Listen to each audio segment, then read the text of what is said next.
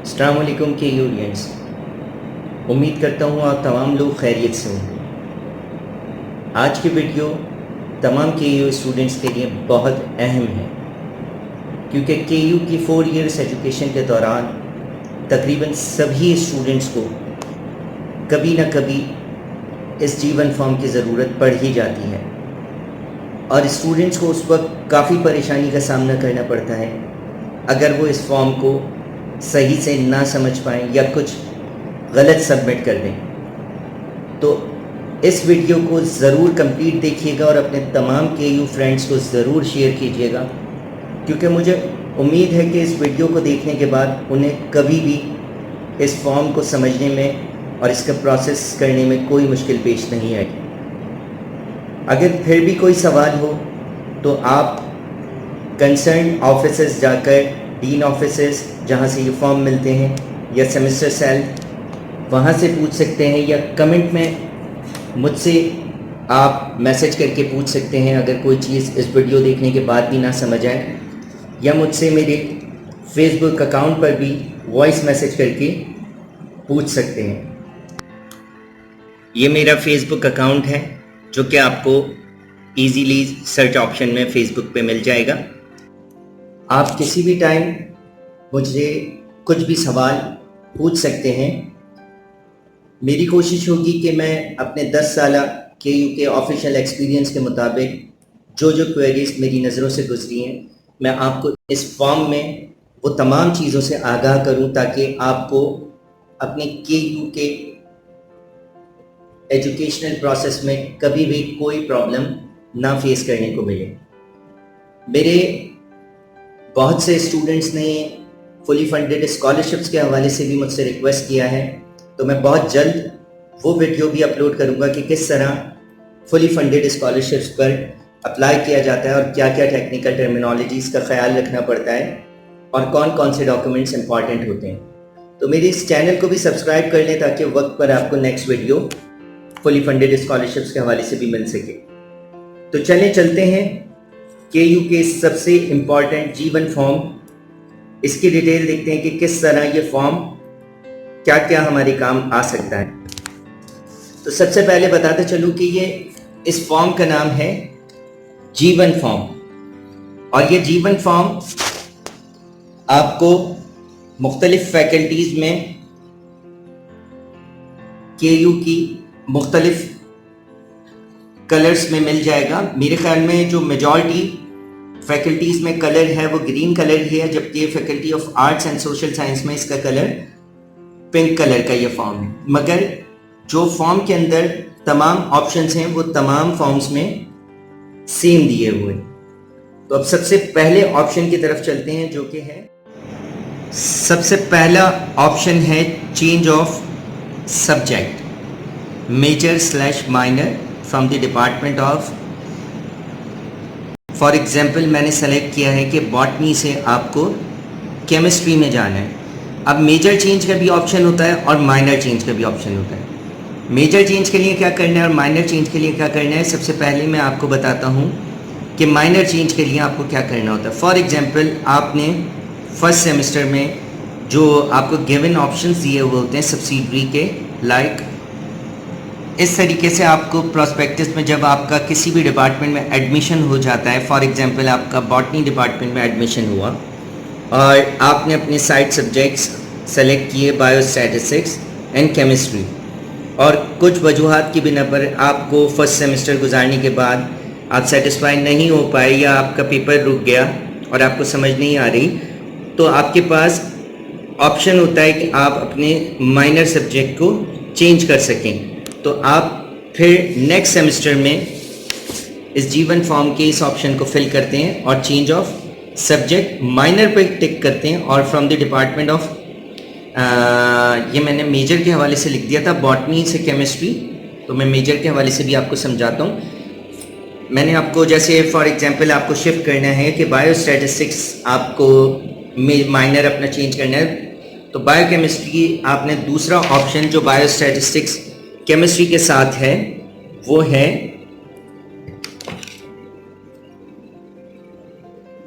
Physiology का। तो आप केमिस्ट्री के साथ बायोस्टैटिस्टिक्स को हटा के अगले सेमेस्टर में केमिस्ट्री के साथ फिजियोलॉजी को सेलेक्ट कर सकते हैं। तो जब आप केमिस्ट्री के साथ फिजियोलॉजी को सेलेक्ट करेंगे तो आपको नेक्स्ट सेमेस्टर में फिजियोलॉजी फर्स्ट सेमेस्टर का वो दोबारा पेपर देना होगा और सेकंड ईयर का फर्स्ट सेमेस्टर भी देना होगा और फर्स्ट ईयर का फर्स्ट सेमेस्टर भी देना होगा। और फिर आप जो है फिजियोलॉजी के पेपर्स को 2 साल तक साइड सब्जेक्ट्स सब्सिडरी के तौर पर बॉटनी के साथ पढ़ेंगे। तो ये था माइनर चेंज के हवाले से। अब असल चीज़ जो आती है, जो कि बहुत से स्टूडेंट्स कोशिश करते हैं अपना मेजर चेंज करने के लिए, तो मेजर चेंज की कुछ शराइत हैं, वो भी इसी ऑप्शन से होती हैं। तो मैंने इसमें सेलेक्ट किया है, फॉर एग्जांपल आपका एडमिशन हुआ डिपार्टमेंट ऑफ बॉटनी में, मगर आपकी परसेंटेज के हवाले से आपकी परसेंटेज उस वक्त जिस वक्त आप एडमिशन के लिए अप्लाई किया था आपकी परसेंटेज केमिस्ट्री डिपार्टमेंट के लिए नहीं थी, मगर अब आपने 1 ईयर मेहनत करके केमिस्ट्री के फर्स्ट सेमेस्टर में भी 70% मार्क्स हासिल किए और सेकंड सेमेस्टर में भी 70% मार्क्स हासिल किए और ओवरऑल आपकी 60% है, कोई आपका पेपर नहीं रुका। तो ऑफिशियली तौर पर आप एलिजिबल हो गए हैं कि आप अपना बॉटनी से केमिस्ट्री में शिफ्ट कर सकें, मगर इसमें प्रायर अप्रूवल ऑफ डीन और दोनों चेयरमैन की नो ऑब्जेक्शन जरूरी होती है। यह है वो सेमेस्टर साल के रूल बुक का चेंज ऑफ सब्जेक्ट के हवाले से रूल, जिसमें क्लियरली मेंशन है कि आप 60% ओवरऑल और 70% in both the semesters marks लाकर अपना मेजर चेंज कर सकते हैं, subject to the availability of combination और प्रोविजन ऑफ जो चेयरपर्सन्स हैं उनकी अप्रूवल। तो इस तरीके से जब आपका जिस वक्त आपने एडमिशन के लिए अप्लाई किया था उस वक्त आपका ड्यू टू आपकी शॉर्ट परसेंटेज की वजह से आपका बॉटनी में एडमिशन हुआ, मगर आप विलिंग थे कि आपको केमिस्ट्री में एडमिशन लेना है, तो आप नेक्स्ट ईयर इस तरीके से अप्लाई करके अपना मेजर चेंज कर सकते हैं विदाउट एनी ईयर गैप। तो सेकेंड ईयर से बॉटनी आपका ऑटोमेटिकली माइनर हो जाएगा और केमिस्ट्री आपका मेजर हो जाएगा और फिर 1 साल तक आप कंटिन्यूएशन में बॉटनी को एज अ माइनर पढ़ेंगे मजीद, यानी सेकेंड ईयर तक, और फिर थर्ड ईयर टू ऑनवर्ड आपका टोटल चेंज चलता रहेगा जो कि मेजर आपका केमिस्ट्री और केमिस्ट्री के हवाले से ही आपको डिग्रीज अवार्ड की जाएंगी। अच्छा, इसका प्रोसेस ये होता है कि जब आप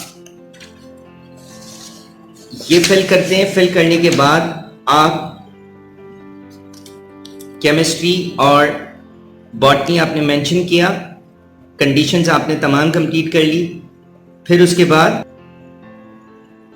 आप इस जगह पर अपने मेजर डिपार्टमेंट यानी बॉटनी के डिपार्टमेंट से नो ऑब्जेक्शन कराएंगे और फिर इस जगह पे अपनी केमिस्ट्री के डिपार्टमेंट के चेयरमैन से नो ऑब्जेक्शन कराएंगे। जब दोनों डिपार्टमेंट के चेयरमैन की नो ऑब्जेक्शन हो जाएगी फिर इस फॉर्म को सबमिट किया जाता है डीन ऑफिस में। डीन ऑफिस में, कंसर्न डीन ऑफिस में ये फॉर्म जाएगा और डीन जो है, अच्छा ये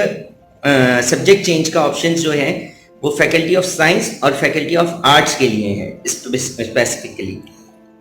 तो आपने कंसर्न डीन ऑफिस में सबमिट किया ये फॉर्म और फिर डीन जब साइन कर देते हैं फिर आपने इस फॉर्म को ले जाकर इसके साथ अपना परफॉर्मा अटैच करना होता है जिसमें क्लियरली मेंशन हो कि आपके 70% मार्क्स केमिस्ट्री में आ चुके हैं। इस फॉर्म को सबमिट करते हैं आप सेमेस्टर सेल में, क्योंकि इस फॉर्म में लास्ट में नोट लिखा है कि without submitting form H application is incomplete. तो सेमेस्टर सेल इस फॉर्म के सबमिशन के बाद वहां से आपको चेंज ऑफ मेजर सब्जेक्ट का अलाउ करता है फॉर्म एच लगा के। फॉर्म एच क्या होता है? ये है फॉर्म एच जो कि सेमेस्टर एग्जामिनेशन सेल वाले लगा के देते हैं आपकी एप्लीकेशन यानी G1 फॉर्म की सबमिशन के बाद, और आपका रिकॉर्ड चेक करके वो इस 4 नंबर क्लॉज पे आपको परमिशन देते हैं। Permission of the respective dean along with the fine of rupees, अगर आपको फाइन के साथ है तो 600 माइनर या मेजर चेंज करने का। और जब आपको सेमेस्टर सेल से इस तरीके से फॉर्म मिल जाता है अप्रूवल, तो फिर इसके बाद ये दोबारा डीन ऑफिस में सबमिट होता है। फिर यहाँ पे इस जगह पे डीन अपना सिग्नेचर करते हैं और फिर कंसर्न डीन ऑफिस आपको लेटर इशू करता है, जिसके मुताबिक आपकी जो चॉइस है सब्जेक्ट चेंज करने की, चाहे वो माइनर हो या मेजर, आपको वहाँ से एक लेटर इशू किया जाता है। जो लेटर आपने 6 जगहों पे सबमिट करना होता है, वो उस लेटर पे तमाम प्लेसेस मौजूद होती हैं, लाइक जैसे आपका अपना major department, minor department, semester cell, student advisor office, इस तरीके से आपने तमाम जगहों पे अपना रिकॉर्ड चेंज करने के लिए वो उस लेटर की कॉपी को सबमिट करना होता है और आपका मेजर या माइनर चेंज हो जाता है। आई होप कि मेजर माइनर चेंज का आपको तरीक़ेकार समझ आया होगा। अब हम दूसरे ऑप्शन की तरफ चलते हैं इस जीवन फॉर्म की। जी, तो सेकंड ऑप्शन है payment of short of attendance, जो आपको 350 रुपीज़ ईच कोर्स के हवाले से फिल करनी होती है। शॉर्ट ऑफ अटेंडेंस का जो रूल KU के अंदर है, वो 75% अटेंडेंस आपकी मस्ट होनी चाहिए और 60 to 75 के इन बिटवीन अगर आपकी अटेंडेंस है तो आपको ये फॉर्म सबमिट करना होता है। इसका प्रोसीजर ये है कि इस जगह पे आपने payment of short of attendance में यहाँ पे कोर्स नंबर मेंशन करना होता है। फॉर एग्जांपल आपका कोर्स नंबर है 315 और फिर उसके बाद आपने कोर्स इंचार्ज से सिग्नेचर कराने होते हैं इस जगह पे और वो परसेंट को मेंशन करेंगे, फॉर एग्जांपल कि उनकी 65% थी। फिर डिपार्टमेंट जो मेजर डिपार्टमेंट है वहाँ के आप अपने चेयरमैन से साइन कराएंगे। अब यहाँ पे क्या होता है कि बहुत सारे लोगों के माइनर में शॉर्ट अटेंडेंस होती है, मेजर में नहीं होती, तो माइनर के टीचर से आपने साइन कराना है, स्टैंप लगवानी है उनके डिपार्टमेंट से, टीचर से, और मेजर के चेयरमैन से आपने सिग्नेचर करवा के स्टैंप लगवा के फिर कंसर्न डीन ऑफिस में सबमिट करना है फॉर सिग्नेचर। डीन ऑफिस से जब साइन हो जाएगा तो फिर आपने इस फॉर्म को लेके जाना है एडमिन ब्लॉक 3rd फ्लोर, वहां से फी वाउचर बनवाना है 350 रुपीज़ का। जब 350 रुपीज़ का आप वाउचर बना लेंगे तो फिर इसके बाद आप किसी भी बैंक में सबमिट करें। जो बैंक आपको स्लिप देगा 2, उसमें से एक इस फॉर्म के साथ अटैच कर दीजिएगा, तो आपके पास एक ये फॉर्म जीवन आ जाएगा और एक बैंक स्लिप। तो इसकी फोटोकॉपी सेट की करके ओरिजिनल सेट आप सबमिट कर दें सेमेस्टर सेल में और फोटोकॉपी पे रिसीविंग लेके अपने कंसर्न टीचर को दिखा दीजिएगा ताकि वो आपका रिजल्ट सेंड कर सकें। थर्ड ऑप्शन इसमें है कि to attend fresh classes as failed for 3rd time in each course. ठीक है, ऑप्शंस उन स्टूडेंट्स के लिए हैं जो स्टूडेंट्स किसी भी एक कोर्स में 3 बार फेल हो चुके होते हैं और उनको 4था अटैम्प्ट देना होता है। तो 4th अटैम्प्ट देने के लिए उनको लाजमी इस क्लॉज को फिल करना होता है और इस फॉर्म को फिल करना होता है, अदरवाइज उनका वो अटैम्प्ट काउंट नहीं किया जाता। तो इस अटैम्प्ट को फॉर एग्जांपल वो 315 हम ले लेते हैं कि 315 पेपर में आपका 4th अटैम्प्ट है, 3 बार आप फेल हो गए और 4थी बार आपको वो पेपर में अपीयर होना है, तो आप यहाँ पे वो कोर्स नंबर लिखेंगे और कोर्स नंबर मेंशन करने के बाद 315 आपने दोबारा से तकरीबन 60 to 75% क्लासेस लेनी है। लाजमी 75 लेंगे तो आपको शॉर्ट ऑफ अटेंडेंस की फीस नहीं भरनी पड़ेगी। पूरी क्लासेस दोबारा से रेगुलर स्टूडेंट्स की तरह आपको क्लासेस लेनी है और फिर उसके बाद आप कंसर्न कोर्स इंचार्ज से साइन कराएंगे और यहाँ पे मेंशन करेंगे कोर्स इंचार्ज कि ही और she has successfully taken classes in the year, जो भी ईयर होगा आपका वो मेंशन करेंगे। वेट, इस तरीके से अगर आपके कंसर्न टीचर मेंशन कर देंगे तो बहुत अच्छा रहता है। सेमेस्टर सेल में ये चीज़ with the approval with the consent of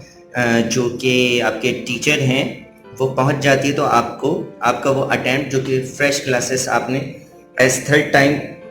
fail हुए थे और फिर फ्रेश क्लासेस 4th अटैम्प्ट के लिए ली, तो वो काउंट हो जाता है आपका। तो ये 4th अटैम्प्ट के लिए लाजमी आपको मेंशन करवाने हैं अपने टीचर से कि आपने जो भी क्लासेस हैं वो इन द ईयर जो स्पेसिफिक ईयर है। फॉर एग्जांपल मैंने यहाँ पे लिखा है कि ही और she has attended classes in the year 2000 2020। तो अगर जैसे आपका कोई भी पेपर है तो आप उसको इस तरीके से अपने 4th अटैम्प्ट को काउंट करवा सकते हैं। फिर उसके बाद ये सबसे इम्पॉर्टेंट एक और जिसमें काफ़ी स्टूडेंट्स परेशान होते हैं कि रीस्टोरेशन ऑफ एडमिशन और कंटिन्यूएशन आफ्टर गैप। अच्छा, रीस्टोरेशन ऑफ एडमिशन डिफरेंट तरीके से होता है, जिनमें मेजॉरिटी के आपके अगर 10 पेपर्स हैं और 10 में से आपके 6 पेपर्स रुक गए हैं और 4 पेपर आपके क्लियर हैं, तो आपको लाजमी है कि आपका एडमिशन स्टैंड्स कैंसिल हो जाता है और आपको रीस्टोरेशन ऑफ एडमिशन का ये फॉर्म भरना पड़ता है, जिसके लिए आपको यानी नेक्स्ट ईयर आपको एज ए रिपीटर अपीयर होने वो 6 पेपर जो आपके रुके हैं, फॉर एग्जांपल 3 आपके फर्स्ट सेमेस्टर में रुक गए और 3 आपके सेकंड सेमेस्टर में रुक गए, तो आपको वो पेपर जब देना है तो उसको देने से पहले आपने ये रीस्टोरेशन ऑफ एडमिशन का फॉर्म भी भरना है, ताकि आपके वो जो रिपीटर के तौर पे अटैम्प्ट है वो काउंट हो सके, क्योंकि आपका जो एडमिशन है वो कैंसिल कर दिया जाता है। और रीस्टोरेशन ऑफ एडमिशन के शायद 1000 रुपीज़ आपको फ़ाइन भी भरना पड़ता है, जो कि फॉर्म की बैक साइड पे मौजूद है।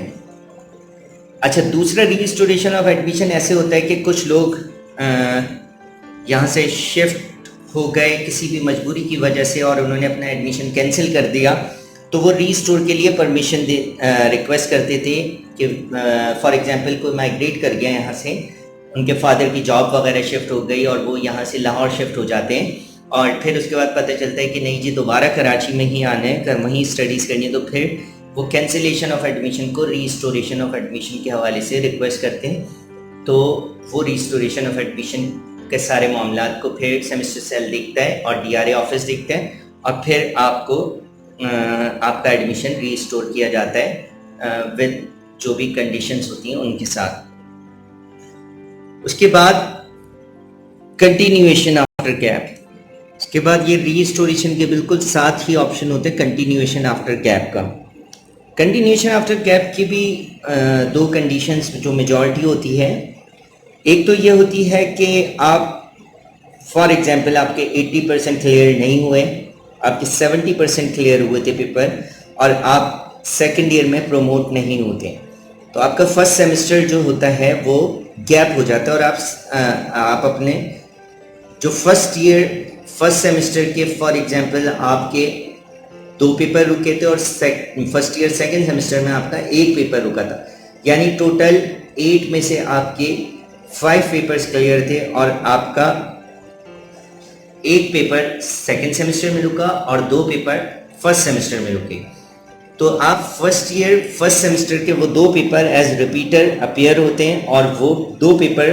में से कोई एक भी अगर आपका क्लियर हो जाता है तो आपके 80% क्लियर हो जाते हैं और आप फिर सेकेंड ईयर का सेकेंड सेमेस्टर अपनी क्लास के साथ पढ़ने के लिए इजाज़त लेते हैं कंटिन्यूएशन आफ्टर गैप की,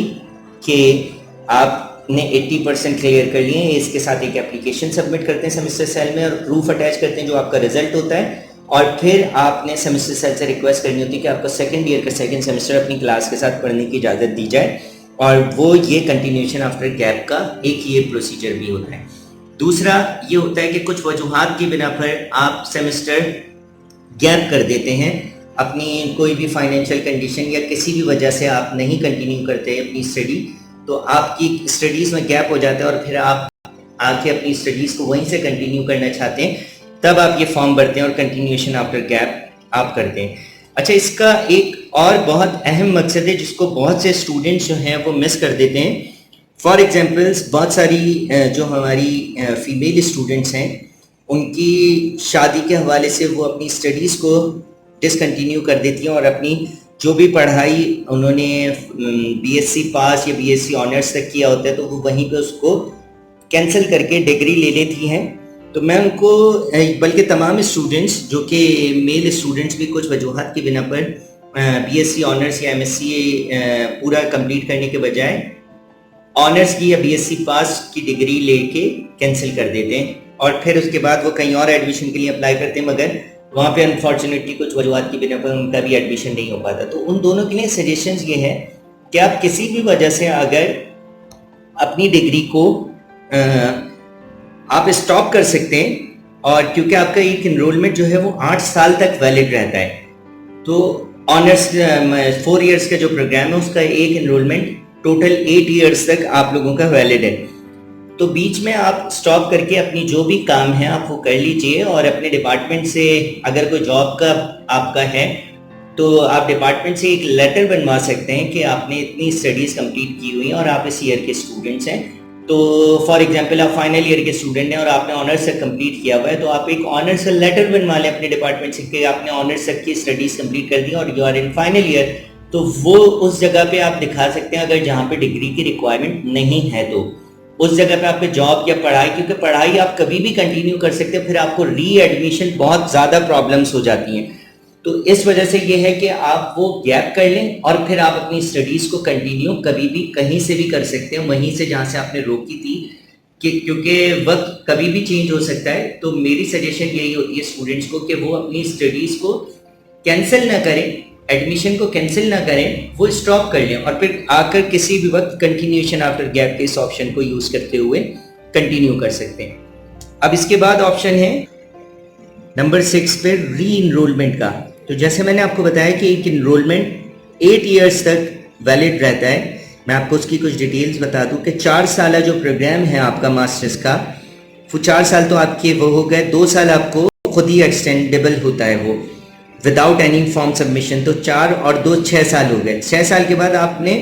री इनरोलमेंट की एप्लीकेशन सबमिट करनी होती है, जिसका फॉर्म आपको वेबसाइट पे KU की मिल जाएगा। वो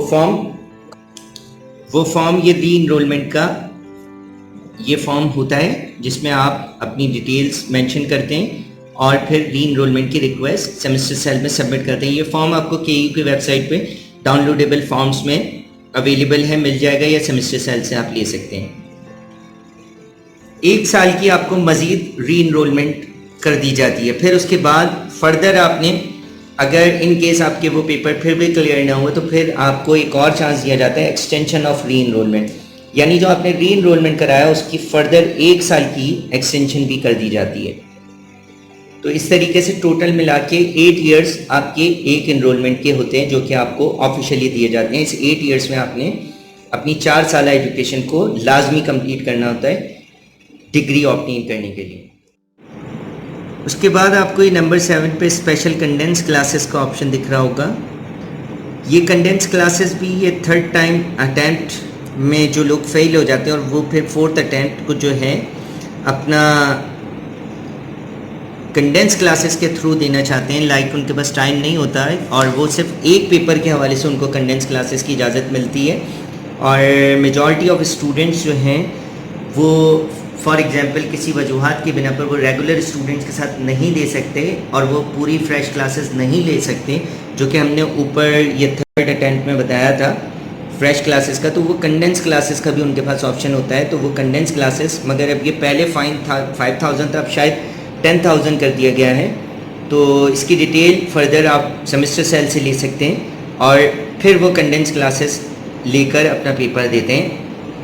और ये सिर्फ उन लोगों के लिए होता है जो एक पेपर उनका रुका हुआ होता है और उनकी डिग्री रुकी हुई होती है, उस एक पेपर की वजह से सिर्फ उनको कंडेंस की इजाज़त दी जाती है मेजॉरिटी। उसके बाद नंबर 8 पे आपको दिख रहा होगा change of subject fine without permission of the respective dean. तो ये चेंज ऑफ सब्जेक्ट वो होता है जो कि मैंने आपको स्टार्टिंग में बताया था कि आपने बॉटनी से केमिस्ट्री माइनर चेंज करना है और आपने जो है बग़ैर इजाज़त लिए आपके पास ये ऑप्शंस थे, फॉर एग्जांपल बायोस्टैटिस्टिक्स और केमिस्ट्री के, और आपने ख़ुद ही अपनी मर्ज़ी से आपने बायोस्टैटिस्टिक्स छोड़ा और आपने केमिस्ट्री के साथ फिजियोलॉजी का जो ऑप्शन था इसको पढ़ लिया। तो ये आपने ख़ुद साख्ता तौर पे किया, जबकि आपको प्रोसीजर फॉलो करना चाहिए था, जो कि ये था इस तरीके से माइनर चेंज का, जो पहले नंबर पे चेंज ऑफ माइनर सब्जेक्ट। मगर आपने ये नहीं किया था तो आपको इसका फ़ाइन देना पड़ता है और फिर यही सारा प्रोसीजर करना पड़ता है जो change of subject major minor का मैंने आपको जो माइनर चेंज का बताया कि पूरा आपने दोनों चेयरमैनों से इजाज़त लेनी और सब चीज़ें। ये काफ़ी लंबा प्रोसीजर हो जाता है। तो बेहतर ये होता है कि आप फर्स्ट स्टेप में ही ऑफिशियली तौर पर जो आपको इजाज़त दी गई है आप उस तरीके से उसको चेंज करें, अपने ऑप्शन को माइनर चेंज करना है या मेजर चेंज करना है। इसके बाद नंबर 9 पॉइंट पे आपको दिख रहा होगा कि कुछ स्टूडेंट्स जो नेशनल ड्यूटी, चाहे वो कोई भी ओलंपिक्स या नेशनल गेम्स में या फिर कराची यूनिवर्सिटी की तरफ से कहीं ऑफिशियली तौर पर जाते हैं किसी गेम वगैरह में हिस्सा लेने या हज परफॉर्म करने चाहते हैं तो उनको एग्जेम्पशन मिलती है अटेंडेंस में। तो वो जो एक्चुअल डेट्स होती हैं उनकी सिर्फ रिलैक्सेशन दी जाती है। जिन डेट्स में आप कराची यूनिवर्सिटी को रिप्रेजेंट करने किसी भी गेम्स वगैरह में हिस्सा लेने गए हैं तो उन डेज़ में, या फिर आप हज पर गए हैं तो आपकी रिलैक्सेशन आपको मिल जाती है अटेंडेंस की। तो ये वाला फॉर्म आपको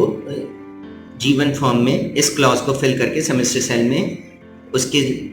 जो भी आपके ऑफिशियल अप्रूवल्स हैं उसके साथ लिस्ट सबमिट करनी होती है ताकि वो आपको अटेंडेंस की उसमें रिलैक्सेशन दे सकें। अब ये नंबर 10 पॉइंट आपको जिसके अंदर मेंशन है कि undertaking for conversion from honours to pass to appear in the supplementary examination. अच्छा, बहुत से स्टूडेंट्स ये समझते हैं नॉर्मली कि सप्लीमेंट्री जो कि मार्च या अप्रैल में स्केजुअल होते हैं नॉर्मली कराची यूनिवर्सिटी में, तो एंड ऑफ मार्च में मोस्ट प्रॉबेबली ये पेपर्स हो जाते हैं तमाम फैकल्टीज़ में। तो फर्स्ट ईयर के अगर कोई पेपर रुके हुए होते हैं तो वो सेकंड ईयर के स्टूडेंट्स ये समझ रहे होते हैं कि हम इसके लिए एलिजिबल हैं, तो वो हरगिज़ एलिजिबल नहीं होते। ये सिर्फ उनके लिए ऑप्शन होता है सप्लीमेंट्री का जो कि थर्ड ईयर अपना कंटिन्यू नहीं करते और उनके फर्स्ट ईयर या सेकेंड ईयर के कोई पेपर रुके हुए होते हैं, तो वो ये अंडरटेकिंग देते हैं कि वो अपनी डिग्री को ऑनर्स से पास में कन्वर्ट करेंगे। लाइक वो केमिस्ट्री से ऑनर्स प्रोग्राम में इनरोल्ड थे मगर वो अब केमिस्ट्री का फर्स्ट ईयर और सेकेंड ईयर के उनके कुछ पेपर्स रुके हुए हैं, तो वो इसके ऊपर टिक करते हैं, अंडरटेकिंग देते हैं कि वो अब अपनी स्टडीज़ को कंटिन्यू नहीं करेंगे थर्ड ईयर की और वो यहीं पे अपनी स्टडीज़ को ख़त्म कर देंगे। तो उनको इजाज़त दी जाती है कि वो सप्लीमेंट्री के लिए एलिजिबल होते हैं। फिर वो अपनी डिग्री को जो भी पेपर्स उनके फर्स्ट ईयर सेकेंड ईयर के सप्लीमेंट्री में देकर अपनी डिग्री को निकलवा सकते हैं। तो सिर्फ ये इजाज़त उनके लिए होती है जो कि थर्ड ईयर के स्टूडेंट्स होते हैं और उनके फर्स्ट ईयर सेकेंड ईयर के पेपर रुके हुए होते हैं और वो अपनी स्टडीज़ को आगे कंटिन्यू नहीं करना चाहते। आई होप कि ये क्लियर हो गई होगी बात। उसके बाद ये नंबर 11 ऑप्शन है permission for thesis project at departmental level. यानी आपने डिपार्टमेंट में majority of students final year में ये थीसिस या प्रोजेक्ट का ऑप्शन होता है। प्रोजेक्ट एक सेमेस्टर के लिए होता है जबकि थीसिस जो होता है वो पूरे 2 सेमेस्टर्स के लिए होता है फाइनल ईयर में। मेजॉरिटी डिपार्टमेंट में ये ऑप्शन दिया जाता है फाइनल ईयर के स्टूडेंट्स को, तो वो लाजमी अपने ऑप्शन पे टिक करके इसको भी सेमेस्टर सेल में रिकॉर्ड के लिए सबमिट करते हैं। इसके बाद नंबर 12 पे आपको permission for change of compulsory to Urdu, natural science, humanities, easy Urdu. ये उन लोगों के लिए ऑप्शन होता है जो कि नक्सद कोई और फॉरेनर्स वगैरह फॉर एग्जांपल उनके लिए उर्दू पढ़ना मुश्किल होता है, तो उनके लिए ये ऑप्शन होता है फॉरेनर्स के लिए स्पेसिफिकली कि वो कंपलसरी उर्दू सब्जेक्ट को चेंज कर सके। तो वो ये ऑप्शन को लाजमी सबमिट करते हैं फिल करके सेमेस्टर सेल में। उसके बाद नंबर 13 पे दिया हुआ है permission for one time special examination. ये वन टाइम स्पेशल एग्जामिनेशन की डिटेल सेमेस्टर सेल से भी आपको फर्दर मिल जाएगी। जहाँ तक मेरी नॉलेज में है कि वन टाइम स्पेशल एग्जामिनेशन आप लोगों को उस वक्त इजाज़त दी जाती है, फॉर एग्जांपल अल्लाह ना करे आपने ये 4th अटैम्प्ट दिया और आपका एक ही पेपर था और वो 4th अटैम्प्ट में भी रुक जाता है और आपकी डिग्री जो है वो सिर्फ एक पेपर की वजह से रुकी होती है, तो फिर वाइस चांसलर को रिक्वेस्ट किया जाता है 5th अटैम्प्ट का, लेकिन शायद 5th अटैम्प्ट को ख़त्म कर दिया गया था। अब ये वाइस चांसलर साहब के ऊपर होता है कि वो उसको एज़ पर रूल जो भी अलाउ करें। और बाकी वन टाइम स्पेशल एग्जामिनेशन का भी एक रूल सेमेस्टर सेल ने तमाम स्टूडेंट्स के लिए सर्कुलेट किया था, वो यकीनन केयू की वेबसाइट पे आपको मिल जाएगा। अभी मेरे पास फैसिलिटी नहीं है वरना मैं उसको भी प्रिंट करके आपको ज़रूर दिखा देता। तो बेहतर होगा जो students one time special examination के लिए फ़र्दर कुछ इन्फॉर्मेशन लेना चाहें वो सेमेस्टर सेल से एक बार ज़रूर रब्ता कर लें। उसके बाद permission to appear in the examination as repeated, ये सबसे इम्पॉर्टेंट क्लॉज है इस फॉर्म के अंदर जिसको मेजॉरिटी ऑफ स्टूडेंट्स नहीं सबमिट करते हैं। तो मेरी सजेशन उनको यही है कि काइंडली जिस वक्त भी आपको एज रिपीटर पेपर देना हो जो कि आपको फॉर्म मिलता है फीस सबमिशन का, उसके अंदर 2 कॉलम बने होते हैं, एक रेगुलर का और एक रिपीटर का। तो रिपीटर वाले कॉलम में आप यकीनन अपने वो रिपीटर का कोर्स नंबर लिखते हैं और सबमिट करते हैं फीस। तो उसके साथ साथ ये जीवन फॉर्म का भी प्रोसीजर कर लिया करें, क्योंकि इसके अंदर आप ऑफिशियली इजाज़त भी ले लेते हैं कि permission to appear in the examination as repeater, और यहाँ पे इम्प्रूवमेंट की जगह वो कोर्स नंबर मेंशन कर दीजिए, ताकि ऑफिशियली इजाज़त वहाँ पे भी पहुँच जाती है, सेमेस्टर सेल में भी इंफॉर्मेशन पहुँच जाती है कि आप इस पेपर में एज रिपीटर अपीयर होना चाहते हैं।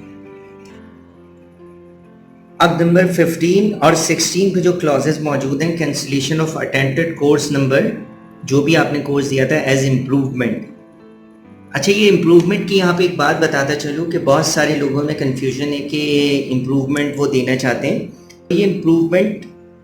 मैं जैसे एक एग्जांपल दूं आपको कि 45 मार्क्स लेके आप पेपर क्लियर कर लेते हैं। ये मैं उन डिपार्टमेंट्स की बात कर रहा हूँ जिधर बीएससी ऑनर्स और एमएससी सिस्टम है। जिधर बीएस सिस्टम है उनका सीजीपीआर सिस्टम होता है, उनकी एक अलग कैलकुलेशन है। तो जो ऑनर्स या मास्टर्स के स्टूडेंट्स हैं वो 45 पे स्टूडेंट्स जो हैं वो क्लियर तो हो जाते हैं, मगर जब वो डिग्री की रिक्वायरमेंट है उनकी कम से कम 50%, तो वो डिग्री की रिक्वायरमेंट फुलफिल करने के लिए इम्प्रूवमेंट दे सकते हैं। अदरवाइज वरना सब लोग ही इम्प्रूवमेंट देके अपनी सेकंड डिवीजन को ख़त्म करके फर्स्ट डिवीजन ले। तो इस वजह से ये चीज़ अपने जहन में रखें कि वो स्टूडेंट्स एलिजिबल होते हैं जो कि 50 से उनकी ओवरऑल परसेंटेज कम होती है डिग्री की रिक्वायरमेंट के हवाले से, और वो डिग्री नहीं निकलवा सकते। 45 लेके वो क्लियर तो होते गए मगर डिग्री की रिक्वायरमेंट फुलफिल नहीं कर रहे, तो इसलिए वो फिर ऑनर्स या मास्टर्स के स्टूडेंट कोई भी 2 पेपर में या मैक्सिमम शायद 3 पेपर में अपीयर होते हैं अपनी डिग्री के हवाले से, और इम्प्रूवमेंट देते हैं और फिर वो डिग्री के अपनी निकलवा सकते हैं। अदरवाइज जो कंप्यूटर साइंस के स्टूडेंट्स हैं, मैं एग्जांपल देता हूँ, उनका जो पासिंग है जो वो डिफरेंट होता है ऑनर्स और मास्टर्स के स्टूडेंट से। तो वो लोग अपने इम्प्रूवमेंट उनको अलाउ होती है उनकी, क्योंकि जीपी के हवाले से, और फिर अगर वो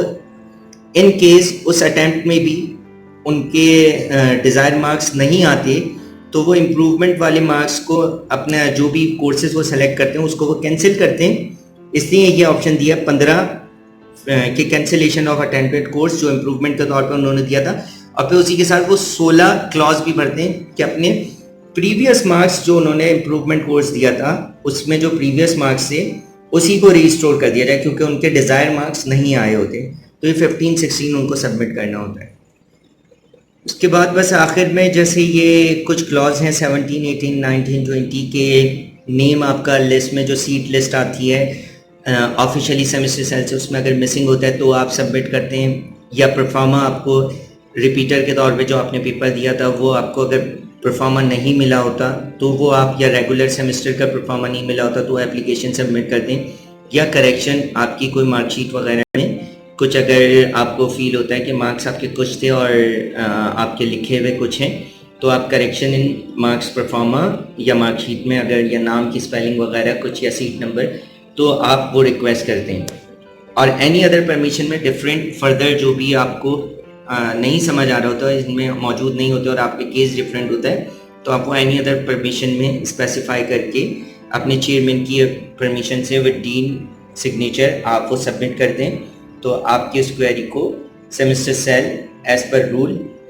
रिजॉल्व करते हैं और कोशिश करते हैं कि जितना भी स्टूडेंट के फेवर में चीज़ जाए उसको वो रिजॉल्व किया जाए। आई होप कि आपको ये अच्छी लगी होगी वीडियो,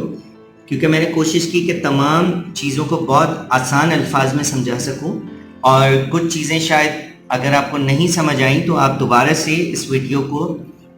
थोड़ा सा स्लो करके सुन लीजिएगा, तो इंशाल्लाह आप समझ जाएंगे। और फर्दर आपको ऑप्शंस दिए हैं मैंने कि आप एनी टाइम कांटेक्ट कर सकते हैं।